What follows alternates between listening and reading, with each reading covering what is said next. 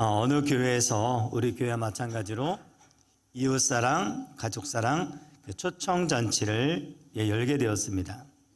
그래서 남편을 전도하기 위해서 정말 많은 날 동안 오랫동안 기도해왔던 한 여집사님이 계셨는데 제발 이번만 딱 한 번만 같이 가자고 간청을 하게 됐습니다. 자, 그래서 남편이 한 가지 그러면 약속만 해주면 내가 당신의 청에 들어주겠다. 그래서 남편이 하는 말이 그러면 내가 교회를 갈 터인데 교회 가서 무엇을 하든지 간섭하지 않겠다라고 하는 한 가지 약속만 하면 내가 가주겠다. 다 드디어 초청일이 돼서 남편이 교회에 나오게 되었고요. 예배가 시작이 되었습니다. 이처럼 우리처럼 찬송도 하고 또 대표기도도 하고 또 성가대의 찬양을 드릴 때까지는 남편이 너무 예배를 잘 드리는 겁니다.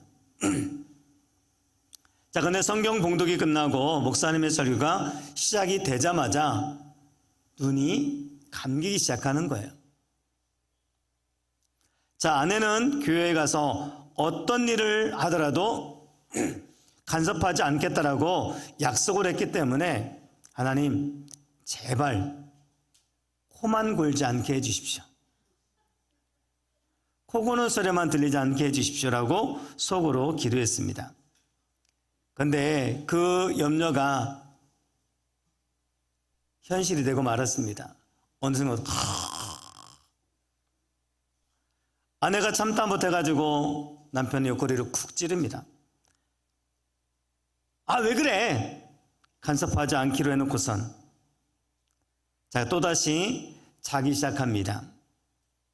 조금 있으니까 또 코 골기 시작을 합니다. 이제 목사님도 더 이상 견디지 못해가지고 여집사님 아들에게 야, 아빠 좀 빨리 깨워라. 그저 6살짜리 아들이 하는 말이 싫어요. 목사님이 재우셨으니까 목사님이 직접 깨우세요 라고 하더라는 거죠. 자, 우리 한마음교도 11월 17일 추수감사 주일로부터 해가지고 24일 날 우리가 이웃사랑, 가족사랑 초청잔치를 진행을 하고자 합니다.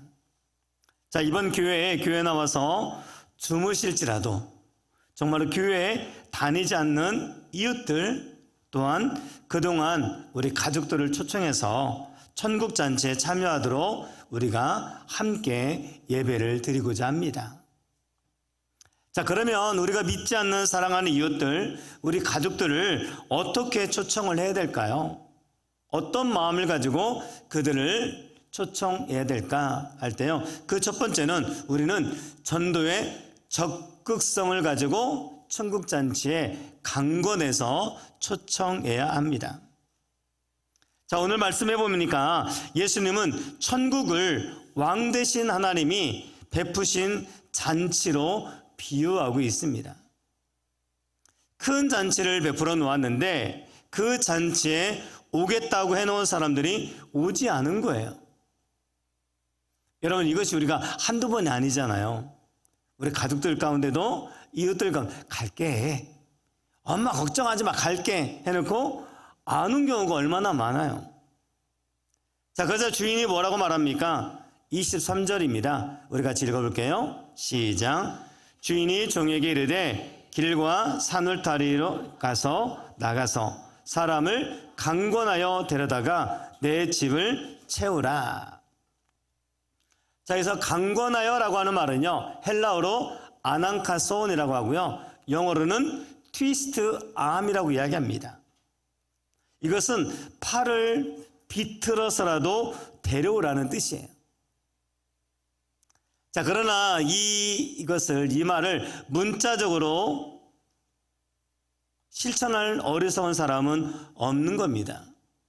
여러분, 자식이 안 온다고 자식 팔 꺾어가지고, 남편이 안 온다고 남편 다리 부러뜨려가지고 잡아 끌고 오시겠습니까? 본래 이 말은요, 팔을 비틀어 꺾듯이 그 사람의 마음을 꺾어서 데려오라라고 하는 의미가 담겨져 있어요. 즉, 성경 본래의 의미는 바로 이겁니다. 강요나 억지를 말하는 것이 아니라 상대를 충분하게 설득해서 자발적으로 오게 한다는 거예요. 자, 그런 맥락에서 강권하다는 것은 정성을 다하여 상대방의 인격 앞에 지정의를 호소하는 것이지만, 강요라고 하는 것은 억지로 끌어다가 채우는 것을 말하는 겁니다. 우리는 대부분 일반적으로 그냥 억지로 끌어다가 앉히면 뭔가 일어날 것이라고 생각하는데, 성경은 그렇지 않고 그들의 마음을 충분하게 설득하고 마음을 움직여서 나오게 하라는 거죠. 싫다는 사람 억지로 멱살 붙잡고 손을 비틀고 밧줄로 묶어서 끌고 오라는 말은 아닌 것입니다. 왜냐하면 하나님은 그렇게 비인격적인 하나님이 아니시라는 거예요. 하나님은 지금도 문 밖에서 문을 두드리고 계세요. 그리고 문을 열고 야, 이제 멱살 잡고 끌고 가겠다가 아니라 인격적으로 문을 열고 그 주님을 받아들이기를 원하고 계시다는 겁니다. 자, 이 말씀은 한 영혼을 사랑하는 전도의 적극성을 말하는 겁니다. 자, 우리가 왜 전도를 못합니까? 자, 여러 가지 이유들이 있겠지만 그 중에 하나는요, 너무 소극적이기 때문이 아닌가라고 생각을 합니다.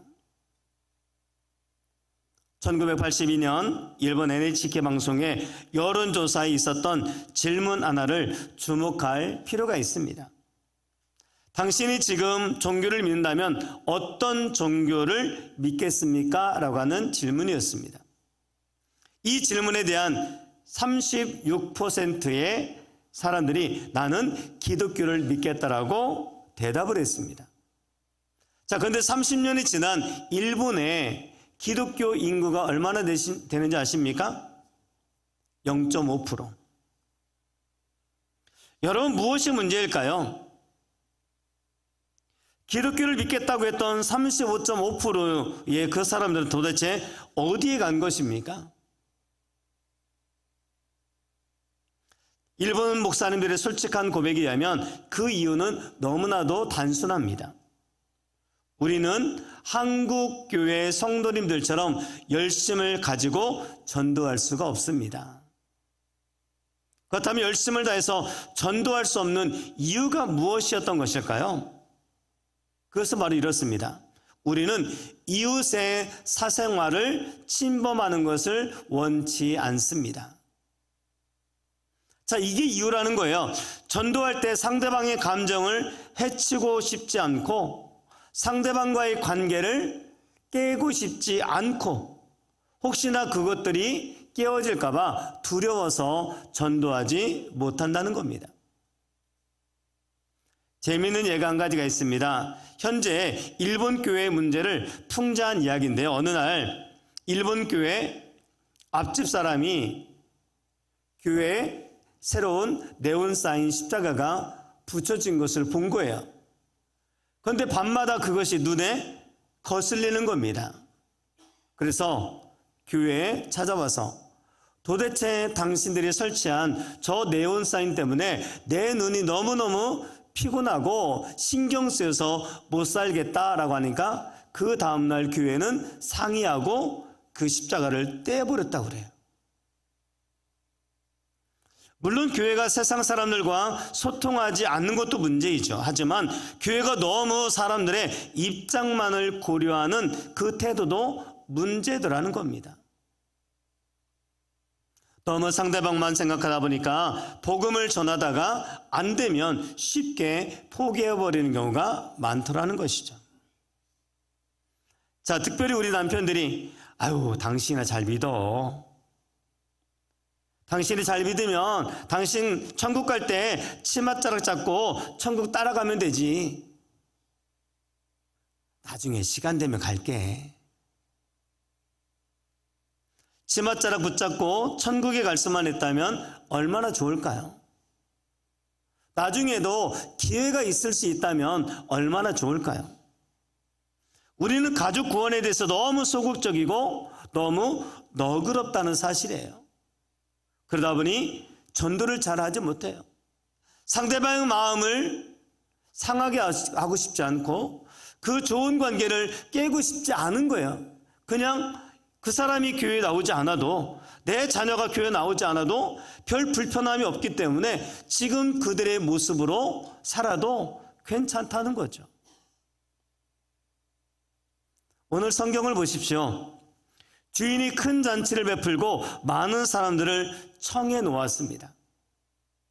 하나님을 주인으로 비유하고 있는 것인데요. 잔치는 천국 잔치입니다. 천국에는 죽음도 죄도 눈물도 아픔도 없는 그러한 천국 아닙니까? 그곳에 주인 되신 하나님은 초청을 하는 겁니다. 우리를. 자, 교회는 천국과 같은 곳입니다. 잔치가 준비된 곳이죠. 슬픈 자가 와서 기쁨으로 회복이 되고, 소망이 없는 자가 소망을 갖게 되어지고, 가난한 자가 부해지고, 심령과 육체의 질병이 걸린 자가 정말 치유되는 곳이 바로 교회인 것입니다. 웃음과 평강이 넘치는 곳, 평안과 위로가 가득한 곳, 특별히 영혼이 구원받을 수 있는 곳이 바로 교회라는 사실이에요. 그래서 예수님 말씀하시지 않습니까? 수고하고 무거운 짐진 자들아 다 내게로 오라, 내가 너희를 쉬게 하리라. 그런데 이 좋은 잔치에 초청받고 오지 않는 것입니다. 왜 이 좋은 잔치에 오지 않는 것일까요? 이것은 그 당시 사람들의 만의 그런 변명이 아니라 오늘의 삶을 살아가는 우리에게도, 이 시대를 살아가는 우리 이웃과 가족들의 변명이기도 하더라는 거죠. 자, 한번 눈에 좀 힘을 좀 빡 좀 주세요. 너무 따뜻해서 그런가요? 자, 우리 18절을 같이 한번 다 같이 읽어보도록 하겠습니다. 시작. 다 일치하게 사형하여 한 사람은 이르되 나는 밭을 샀음에 아무래도 나가 보아야 하겠으니 청컨대 나를 양해하도록 하라 하고. 그 당시에 밭이라고 하는 것은 농부에게 있어서 생계 유지의 중요한 수단이었습니다. 그래서 밭을 샀으니까 아무래도 그 밭으로 나가 보아야 하겠다고 거절한 거예요. 자신의 생계 차원에서 초청을 거부한 겁니다. 한마디로 물질 때문에, 한마디로 돈 때문에. 자, 이어서 19절을 보십시오. 또 한 사람은 이르되 나는 소 5겨리를 샀음에 시험하러 가니 청컨대 나를 양해하도록 하라. 소 5겨리는요, 소 10마리를 말하는 겁니다. 소가 일을 잘하는지 시험하겠다는 거죠. 자, 소를 시험한다고 할 때 본래의 뜻은 바로 이겁니다. 두 가지예요. 정밀하게 조사한다, 가치 있게 여기다. 자, 여기서는 후자의 의미로 아마 쓰여졌을 것 같아요. 소가 일을 잘하는지 못하는지 그것보다는 가치에, 즉 뭡니까? 잔치집보다는 내가 가지고 있는 소, 이 소에다가 내 가치를, 내 마음을 더 두겠다는 것입니다. 자, 그래서 나는 잔치집보다는 내가 소유하고 있는 이 소에 더 마음이 있고 가치가 있습니다. 그 잔치집 안 가겠습니다 라고 하는 의미인 거예요. 자, 이 사람에게 있어서는 가치가 어디에 있는 겁니까? 소에. 어떤 사람에게는 취미생활, 낚시가 될 수 있고, 어떤 사람은 등산이 될 수 있고, 여행이 될 수 있고, 어떤 사람은 골프가 될 수도 있겠죠. 가치가 그곳에 있는 거예요. 그래서 교회에 나와야 될 이유와 필요를 전혀 느끼지 못하는 것입니다. 자, 20절을 보십시오. 또 한 사람은 이르되 나는 장가 들었으니 그러므로 가지 못하겠노라 하는지라. 장가 들었으니 가지 못하겠다는 겁니다. 이거는 가정상의 문제예요. 현대인들은 가정의 문제로 잔치를 거부하더라는 겁니다. 우리 다음 주에 같이 갈게 라고 약속을 해놓고 주일 아침 전화를 하면 갑자기 배가 아파. 그리고 시부모님이 시골에서 올라오신대. 그리고 결혼식장도 가야 된대요. 또 시댁도 가야 된대요. 또 출근도 해야 된대요. 하면서 그 잔치를 거부하더라는 겁니다. 더욱이 오늘 이 시대는요, 허탄한 것을 따르고 진리의 귀를 막고 사는 시대라는 거예요. 그래서 디모데후서 4장 3절 4절은 이렇게 말합니다. 때가 이르니 사람이 바른 교훈을 받지 아니하며 귀가 가려워서 자기의 사욕을 따를 스승을 많이 두고 또 그 귀를 진리에서 돌이켜 허탄한 이야기를 따르리라. 이것은 마지막 시대의 특징인데요, 말 들을 스승이 너무 많은 거예요. 스승이 많으니까 바빠서 복음을 들을 시간이 없는 겁니다. 교회에 나올 시간이 없는 겁니다. 넘쳐나는 지식 때문에 진짜 진리에는 별 관심을 기울이지 않는다는 사실이에요. 내가 보고 내가 듣고 해야 될 일이 너무 많으니까 교회에 나와서 내가 설교까지 들어야 되겠느냐라는 겁니다. 자, 그러면서도 헛된 이야기에는 얼마나 귀를 잘 기울이고 있는지 몰라요. 정치 소식이나 취미 소식이나 세상 돌아가는 소식이나 연예인 소식이나 아니면은 투자 소식이나 그런 것에는 얼마나 마음을 두고 있는지 모르더라는 거죠.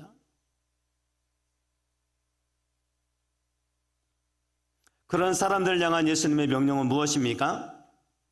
그들의 마음을 꺾고 진리의 자리로 그들을 데려오라는 거예요. 강권해서 영혼을 구원하라는 겁니다. 그렇습니다. 오늘 이 시대는요, 저절로의 시대가 아니에요. 늘 우리가 합리화랍니다. 때가 되면 나오겠죠. 목사님, 그 사람이 아니에요. 그 인간요, 그냥 때가 되면 나오겠죠. 여러분, 때가 되면 나옵니까? 저절로는 아니더라는 겁니다. 강권의 시대예요. 택함받은 자를 강권하여 그들의 마음을 움직여서 그들의 마음을 꺾어서 주께로 인도해야 되는 것, 바로 그 역할을 누가 합니까? 우리가 해야만 한다는 것입니다. 여러분, 사람들의 핑계에 너무 정당성을 부과해서는 안 됩니다. 그럴 수도 있지 하면서 그들의 합리화에 우리가 너무 동조해 주어서는 안 돼요. 저 사람은 그거 못 끊어요. 우리 아들은요, 절대로 그거 안 돼요. 자, 왜냐하면요, 17절에 보니까 청하였다라고 하면 청하였다. 자, 유대인들의 관습에 의하면요, 처음 청한 다음에 1차적으로 청한 다음에 그 다음에 다시 청하는 겁니다. 그러니까 잔치를 열면은 그 사람에게 먼저 초청장 보내요. 그러면은 1차적으로 청하고 오케이 한 사람에게만 두 번째 초청을 해서 그 잔치에 들어오게 하는 거예요. 여러분, 이 소리 한 번, 두 번 들어보셨습니까? 남편과 자녀들에게 갈게 하면은 간 걸로 1차 초청이 된 거 아닙니까? 그래서 다음에 너 간다고 그랬지, 이제 와야지 하면 어떻게 해요? 오케이 합니까? 안 하더라는 거죠. 비즈니스 때문에, 돈 때문에, 활동 때문에, 환경 때문에, 사람들과의 관계 때문에 나오기 어렵다는 겁니다. 결국 가치 순위의 문제인 거예요. 어디에 가치를 두느냐? 왕의 초청잔치에 참여하는 거 내 일보다 중요하지 않다는 겁니다. 나의 소, 나의 밭, 나의 결혼보다 그 잔치에 참여하는 것은 가치가 없다는 겁니다. 오늘날도 마찬가지예요. 교회에 나가지 않을 여러 가지 이유들을 말하지만 결국은 가치의 우선순위를 교회에 두지 않겠다는 거예요. 나는 구원받지 않아도 괜찮다는 거예요.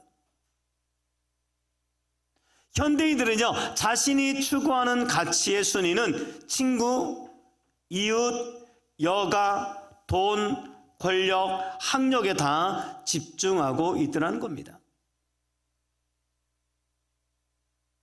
종교에는, 기독교는, 예수님은 그냥 변두리에 혹시나 내게 필요하면 그때 손을 뻗쳐서 도움을 구할 수 있을 정도로만 생각하고 있다는 거예요.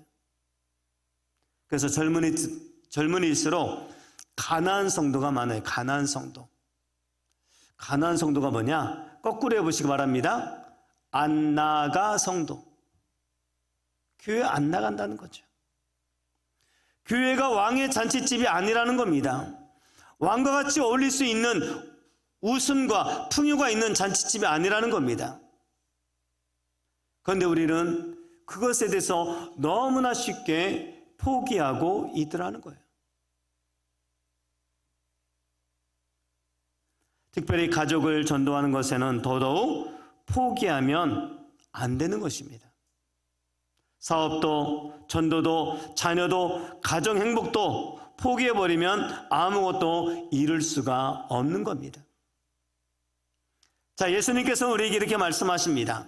마가복음 1장 38절, 이르시되 우리가 다른 가까운 마을로 가자. 거기서도 전도하리니 내가 이를 위하여 왔노라. 우리 예수님의 삶 자체가 복음 전도에 초점을 맞춰진 삶이었다고 한다면, 예수님이 이 땅에 오신 목적이 전도라고 한다면, 우리도 주님을 따르는 제자요, 또 주님의 자녀라고 한다면 우리도 동일하게 전도하는 일에 집중해야 될 줄 믿습니다. 여러분, 하나님께서 우리 인간이 거절한다고 포기하셨습니까? 아니잖아요. 이 땅에 예수 그리스도를 보내시고 십자가에 못 박혀 죽게 하시기까지 우리를 구원해 주셨잖아요. 유대인들이 예수 그리스도를 구주로 받아들이기를 거절한다고 포기했습니까? 아니잖아요. 자, 우리는 전도에 대한 적극성을 가지고 전도해야 될 줄 믿습니다. 자, 두 번째는요, 전도에 대한 절박성을 가지고 초청 대상자를 가르지 말고 초청해야 됩니다. 자, 오늘 말씀해 보니까 이미 초청한 사람들이 그 초청에 응하지 않자 뭐라고 말합니까? 종들에게 이렇게 이야기합니다. 21절입니다. 같이 읽어볼게요. 시작.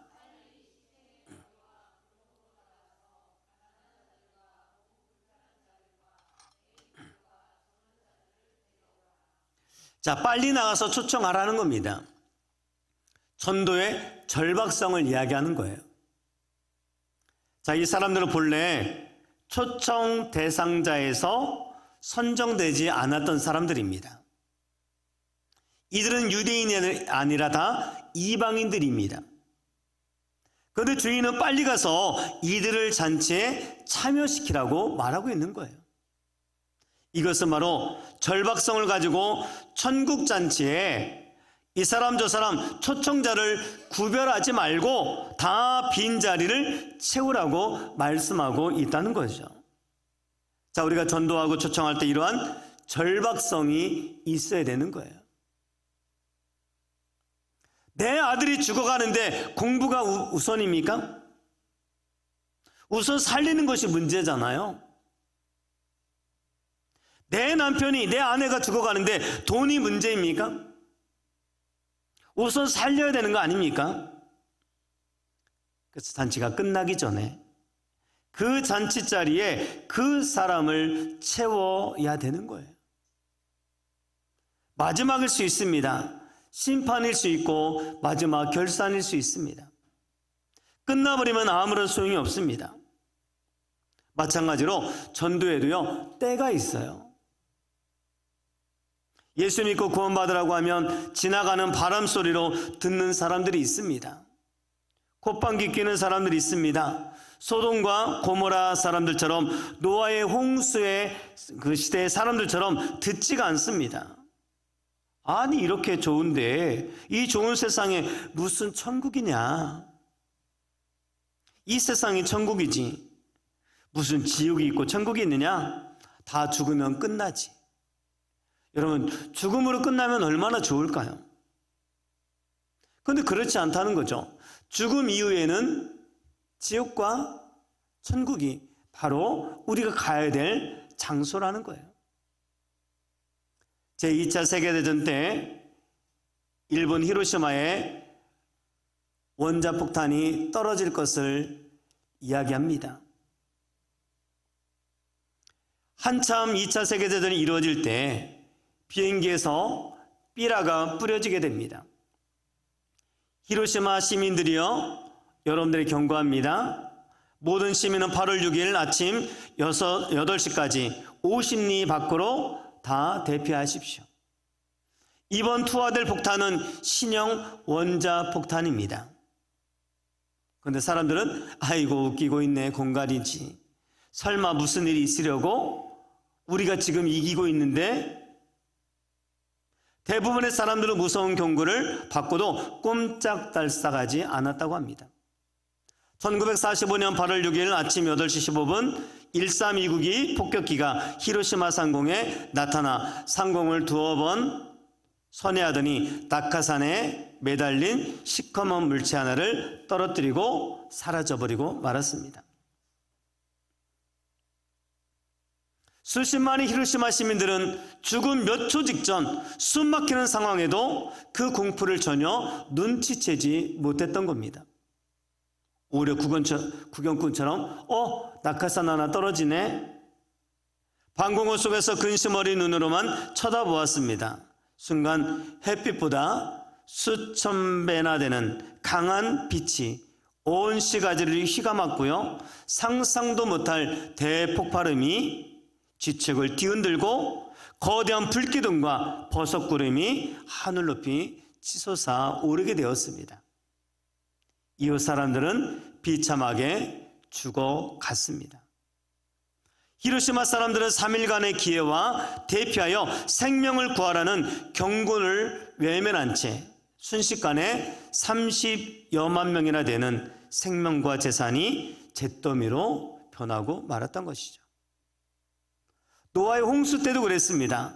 소돔과 고모라 때도 그랬습니다. 호련히 끝이 다가올 거예요. 언젠가 인생은 끝이 오고 죽음 외에는 심판이 있다는 사실입니다. 예수님은 천국에 대해서 얼마나 많이 말씀하셨습니까? 예수님이 거짓말했겠습니까? 천국과 지옥은 분명히 있습니다. 죽음 이후 또 다른 삶이 있습니다. 우리 이런 절박성을 가지고 대상을 스스로 구별하지 말고 복음을 전해야 되는 거예요. 초청의 대상자를 가리지 말고 초청해야 됩니다. 가족만이 아니라 우리 이웃들에게도 전해야 될 줄 믿습니다. 전도할 만한 사람이 없다고 핑계대지 말아야 돼요. 저런 사람들을 전도해 놓으면 교회가 욕먹을 것 같다고 전도 대상에서 제외하지 말아야 됩니다. 어떤 사람들은 그 사람 전도하면 교회에 도움이 되지 않을 것이라 구제의 대상자가 되니까 전도하기 싫다고 생각하는 사람도 있습니다. 어떤 사람은 하나님, 저 사람만은 제발 부르지 마십시오. 저 사람은 천국 가면 안 됩니다. 지옥 가야 돼요. 이렇게 원한을 품는 사람도 있습니다. 그 사람이 있는 천국이라면 저도 가지 않겠습니다 라고 하는 말하는 사람도 있어요. 그런데 여러분, 우리 주님은 우리에게 뭐라고 말씀합니까? 시내의 거지와 골목에 있는 가난하고 소외된 자를 다 초청하라고 말씀하고 있다는 거예요. 그래서 골목이라고 하는 것은요, 그 당시에 소외된 사람들이 다니는 좁은 길을 말합니다. 이런 사람들은 모두 치명적인 결점이 있는 소외된 사람들이에요. 그러나 그러한 결점 때문에 감사하게도 그들이 구원받는 동기가 되었던 것입니다. 약하기 때문에 결점이 있기 때문에 그들에게 호의와 친절을 거절하지 않는 겸손함이 있었기 때문에 그들이 구원을 받게 된 거예요. 길과 산울과 사람들, 즉 이방 땅에 있는 사람들을 초청하라고 말씀하고 있습니다. 우리 주변에 하나님이 필요한 사람 너무 많아요. 우리 주변에 주님이 필요한 사람들이 무수히 많이 있습니다. 그러기에 전도에 대해서 절박성을 가지고 하나님의 시각을 가지고 그들을 초청해야 될 줄 믿습니다. 세 번째, 주님의 전도에 대한 절대성을 가지고 순종해야 됩니다. 갑자기 이렇게 경건하게 예배를 드리시는지 모르겠어요. 전도에 대한 이야기 하니까 이렇게 경건하시고 아멘 소리도 없으시고. 자, 17절 같이 읽어볼까요? 시작. 잔치할 시각에 그 청하였던 자들에게 종을 보내어 이르되 오소서 모든 것이 준비되었나이다. 아멘. 여기 종들을 보내어 초청하라고 합니다. 자, 이에 종들은 순종해서 나아가게 돼요. 그런데 초청받은 사람들이 거절한 거 아닙니까? 자, 이 사실을 주인에게 보고합니다. 그래서 주인이 또 말씀해요. 그게 바로 21절입니다. 종이 들어와 주인에게 그대로 구하니 이에 집주인이 노하여 그 종에게 이르되 빨리 시내의 거리와 골목으로 나가서 가난한 자들과 몸 불편한 자들과 맹인들과 저는 자들을 데려오라 하니라. 시내와 거리와 골목으로 나가서 가난한 자들, 몸 불편한 자들, 맹인들, 저는 자들을 데려오라고 합니다. 그래서 종들이 어떻게 합니까? 22절입니다. 같이 읽어볼게요. 시작. 종이 이르되 주인이여 명하신 대로 하였으되 아직도 자리가 있나이다. 명하신 대로 하였습니다. 아마 종들은 왜 주인이 그렇게 하는지 이해를 못했을 겁니다. 지금도 마찬가지예요. 전도하라고 하면은 여러분 다 이해가 되십니까? 자, 이해가 되지 않아도 우리는 그것이 주님의 부탁이고 주님의 명령이라면 우리가 해야 될 것은 뭡니까? 명하신 대로 하는 것이 순종인 줄 믿습니다. 우리가 전도할 때 전도의 이런 지엄성을 깨닫고 어디에서나 복음을 전하는 순종이 있어야 된다는 거예요. 이것이 바로 전도에 대한 절대성을 말하는 겁니다. 여러분, 순종이 중요합니다. 실행력이 중요합니다. 어떤 사람은 하라는 것은 다 하겠지만 전도만큼은 죽어도 못하겠습니다. 목사님, 다른 것들은 제가 다 순종하겠습니다. 그런데 이것만큼은 저에게 하라고 하지 마십시오. 무슨 그런 소리가 어디 있습니까? 죽으면 못합니다. 살아있을 때 행해야 돼요. 전도는 하나님의 부탁이고 하나님의 예수 그리스도의 지상 명령입니다. 부활하시고 승천하신 그리스도께서 너희는 온 천하에 다니면서 복음을 전하라고 말씀하고 있지 않습니까? 그리고 로마서에 보면 사도 바울이 이렇게 말합니다. 헬라인이나 야만이나 지혜 있는 자나 어리석은 자에게 다 내가 빚진 자라. 그리고 심지어는 복음을 전하지 않으면 화가 임할 것이다 라고까지도 말하고 있어요. 전도는 이론이 아닙니다. 그러나 선포가 아닙니다. 삶의 현장에서 순종하는 거예요. 하나님의 명령을 절대적으로 받아들이고 순종하는 것입니다. 그러면 잔치에 참여하는 복을 누리게 되어질 줄 믿습니다. 주한교회 전도 이야기라고 하는 책이 있습니다. 행동하는 믿음 4명의 전도 왕에 대한 이야기가 있는데요. 원래 주한장로교회가 28년 만에 재적 성도 200명에서 무려 8만 명이 넘는 대형교회로 급성장을 하게 됐는데 이 놀라운 성장의 비결에는 바로 전도가 있었고 그 전도 안에는 4분의 권사님들이 계셨다는 이야기입니다. 자, 여러분 많은 부분이 있지만 한 분만 좀 소개하고 전 오늘 말씀을 마치고자 합니다. 자, 그 중에 한 분이 바로 안강자라고 하는 권사님이세요. 자신의 병과 싸우다가 하나님으로부터 고침받던 이영진 권사, 영적 눌림 속에 생생한 은혜를 체험한 양경의 권사, 미신을 믿다가 교회에 다니게 된 조정희 권사, 이렇게 4분인데 그 중에 저는 이 안강자 권사님만 소개하고 마치고자 합니다.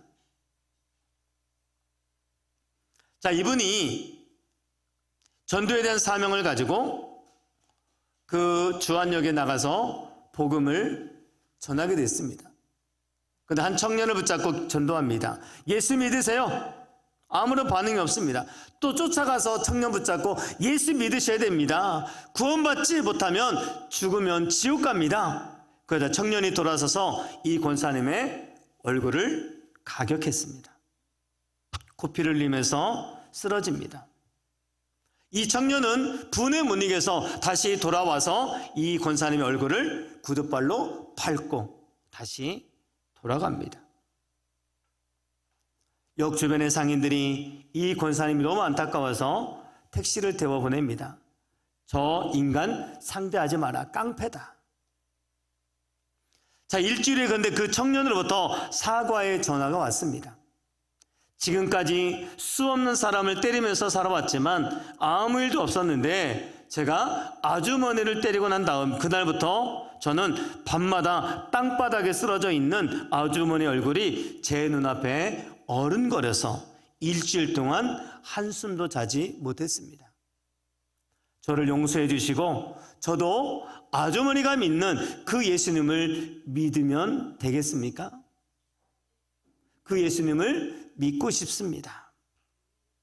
그 청년은 교회에 왔고 신학을 공부해서 필리핀에 선교사로 일을 하고 있다는 겁니다. 자, 이렇게 해서 1년에 이분이 몇 명을 전도했느냐? 9,546명. 이 한 권사님이 9,000명까지도 전도했대요. 그런데 이분이 이렇게 전도하기 시작한 동기가 5대 독자의 그 아들의 질병 때문이었다고 합니다.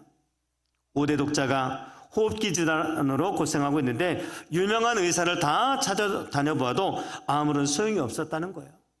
어느 날 한 여집사님이 통해서 전도를 받았는데 이 안 권사님은 자식에게 어떤 불행이 닥친다 할지라도 교회만은 절대로 안 가겠다고 단호히 거절했다는 거예요. 그 이야기를 들었던 4대 독자인 남편도 펄쩍 뛰면서 그렇지, 그런 일은 있을 수 없지, 교회 절대로 안 나가겠다. 그런데 아들의 병세가 점점 악화되고 위험 수위를 넘었다고 합니다. 자식의 생명이 풍전등화 같은 순간에 이르자 그처럼 거부했던 하나님을 이 권사님은 찾기 시작한 겁니다. 하나님, 내 아들 고쳐주십시오. 하나님 정말 계시다면 내 아들 살려주시면 내가 주님의 뜻을 따라 살겠습니다 하고 기도했는데 그때부터 아들의 병이 기적같이 나아지기 시작했던 겁니다. 오래지 않아서 병원에 퇴원했고, 자, 이분은 하나님과 약속이 두려워서 남몰래 교회를 다녔는데 교회 다니는 것을 남편이 알게 되고 결혼한 후에 그토록 자기를 사랑해줬던 그 남편이 자기를 구타를 하기 시작한 겁니다. 이분이 결심합니다. 내 가슴에 칼이 들어와도 내 아들의 생명을 건져주고 내 기도를 들어주신 그 하나님을 나는 배반할 수 없다. 그리고 영혼을 사랑하는 전도에 내 일생을 바치겠다. 결심하고 그날부터 아들을 등에 업고 본격적으로 전도하기를 시작했던 겁니다. 예수 믿는 것 때문에 구타를 당하자 이혼하자고 남편이 졸라댑니다. 그러다 어느 날 남편이 퇴근하고 집에 들어서는데 강력한 하나님의 임재가 임한 거예요. 남편이 갑자기 눈물을 흘리면서 통성대국하면서 회개를 하기 시작하는 겁니다. 자, 그날이 언제인가 하면 이 안 권사님이 남편의 영혼 구원을 위해서 작정한 지 첫날이 되는 날이었다고 합니다. 그 건설회사 사장이었던 남편은 건설회사 이름조차도 다윗건설이라고 바꿨다고 해요. 장소 구분하지 않고 여러분과 제가 순종하면 기적이 일어날 줄 믿습니다. 우리를 통해서 이웃들이, 우리를 통해서 우리 사랑하는 가족들이 구원받는 놀라운 역사가 여러분의 가정에도 또 한마음교회 안에도 또 세상에도 기적이 일어날 줄 믿습니다.